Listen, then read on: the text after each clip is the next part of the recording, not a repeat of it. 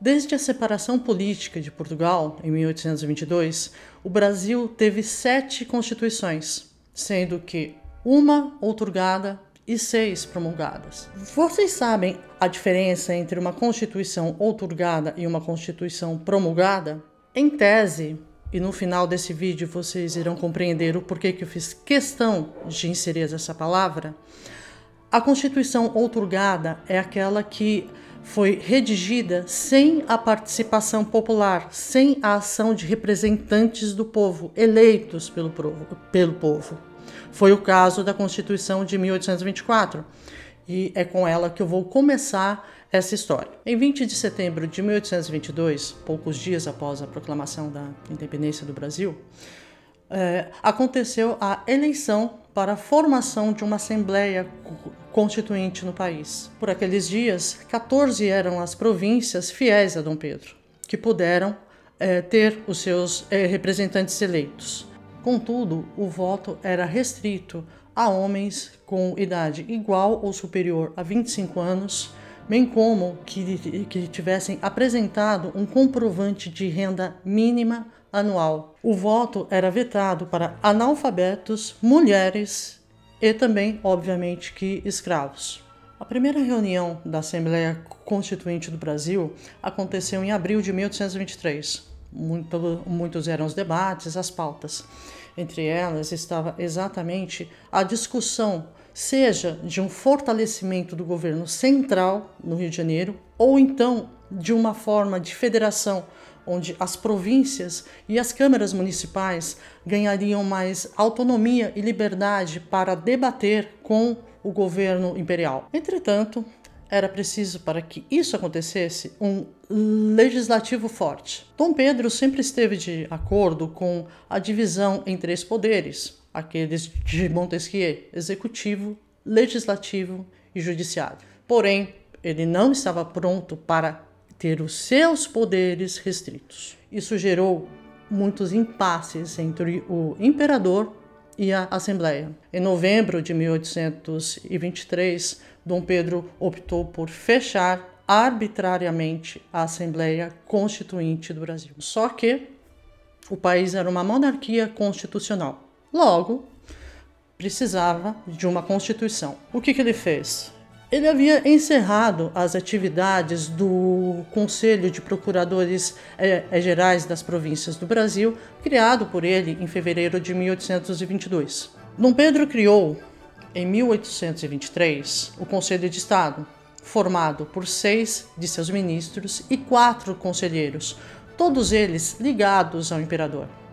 A função desses homens naquele momento era principalmente redigir uma Constituição para o Brasil. Essa Constituição ela ficou pronta e foi outorgada por Dom Pedro, ou seja, ela foi feita por representantes do soberano, sem a participação de representantes eleitos pelo povo. Logo, isso é uma Constituição outorgada, ou seja, imposta ao povo. Só que prestem atenção que algumas pessoas confundem e acreditam que Dom Pedro tenha redigido esse documento. Não, gente, ele não redigiu esse documento. Como eu afirmei aqui, esse documento foi elaborado por 6 ministros e 4 conselheiros, ou seja, 10 pessoas. Essa Constituição, ela possuía uma divisão em 179 artigos. Apesar dela ter sido imposta ao povo, ela garantia alguns direitos interessantes, principalmente para aquele início do século XIX. Para um governo ligado à Igreja Católica, a Constituição de 1824 trazia a liberdade religiosa ao país, liberdade de expressão e de imprensa também. Ela garantia o voto aos ex-escravos, coisa que antigamente era proibida.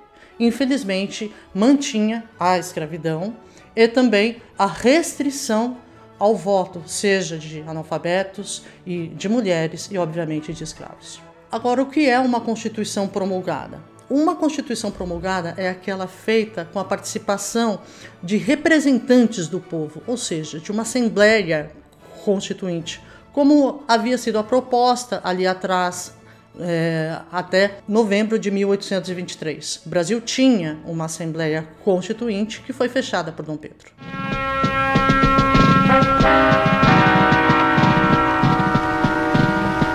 Acaba de ser dissolvida esta Assembleia Constituinte. Apesar dessa Constituição de 1824 ter sido imposta ao povo, ela não é tida como arbitrária.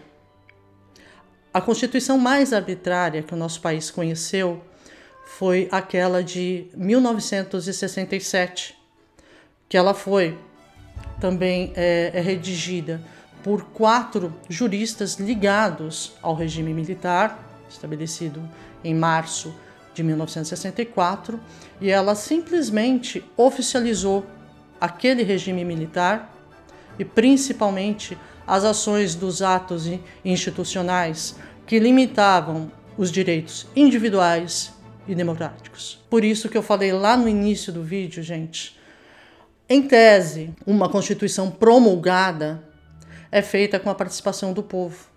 Pois essa Constituição de 1967, embora ela não tenha tido a participação de representantes do povo, ela é, infelizmente, reconhecida como promulgada. Ela é classificada como uma Constituição promulgada. Lamentavelmente, algumas pessoas preferem esquecer que isso aconteceu.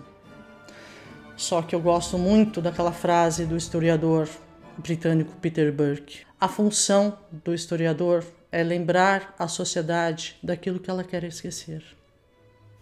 Até a próxima.